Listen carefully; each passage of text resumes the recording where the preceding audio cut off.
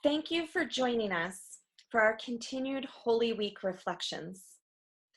As we enter into these holy days of Triduum in a different way this year, may we be reminded of faith, hope, and love, even while we are apart. A reading from the Gospel according to John. Before the feast of Passover, Jesus knew that his hour had come to pass from this world to the Father. He loved his own in the world, and he loved them to the end. The devil had already induced Judas, son of Simon the Iscariot, to hand him over. So, during supper, fully aware that the Father had put everything into his power, and that he had come from God and was returning to God, he rose from supper and took off his outer garments. He took a towel and tied it around his waist. Then he poured water into a basin and began to wash the disciples' feet and dry them with the towel around his waist. He came to Simon Peter, who said to him, "Master, are you going to wash my feet?" Jesus answered and said to him, "What I am doing, you do not understand now, but you will understand later." Peter said to him, "You will never wash my feet." Jesus answered him, "Unless I wash you, you will have no inheritance with me." Simon Peter said to him, "Master, then not only my feet, but my hands and head as well." Jesus said to him, "Whoever has bathed has no need except to have his feet washed, for he is clean all over. So you are clean, but not all." For he knew who would betray him. For this reason, he said, "Not all of you are clean." So when he had washed their feet and put his garments back on and reclined at table again, he said to them, "Do you realize what I have done for you? You call me teacher and master, and rightly so, for indeed I am. If I, therefore, the master and teacher, have washed your feet, you ought to wash one another's feet. I have given you a model to follow, so that as I have done for you, you should also do." Love one another as I have loved you. 8 simple words that Jesus leaves us, and yet so profound, it takes a lifetime to grasp its meaning. In our gospel today, Jesus offers a concrete image to what these words truly mean.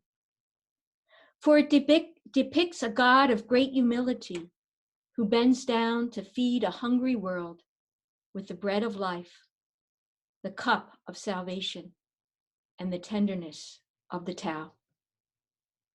Pope Francis writes that mercy is the beating heart of the gospel and the fundamental aspect of Jesus' mission. And I believe that our gospel this evening depicts in a very poignant way this heart of Jesus' mission, full of mercy and love. Just imagine the scene as if you were one of the disciples, Jesus bending down with a basin and towel, gazing into your eyes with a love so tender. And in that loving gaze, Jesus invites you to contemplate the question, how far are you willing to go for the sake of love? How far are you willing to go for the sake of love? Jesus was approaching what one might call one's darkest hour, and he was painfully aware of this. Yet we are amazed at the gesture which will shape and mold each of us as a people of faith. This gesture of bending down in love to wash the feet of the disciples stems from an ancient history of God's covenant of love, beginning with Moses and the Israelites, who were led out of the desert and towards the promised land, a chosen people whom God loved infinitely. And this covenant of love extends to each of us today. Tonight, on this Holy Thursday, we celebrate a memorial which is stronger than any darkness we may encounter, as we celebrate Jesus offering his very body and blood, and in the gospel, bending down as servant. Tangible actions which speak of the command to love one another.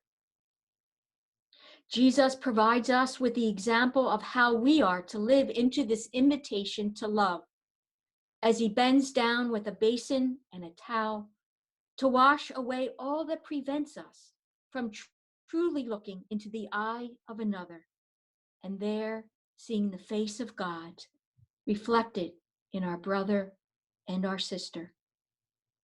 For this love of Jesus is for all of God's people, and we come here tonight holding the whole world in our hearts.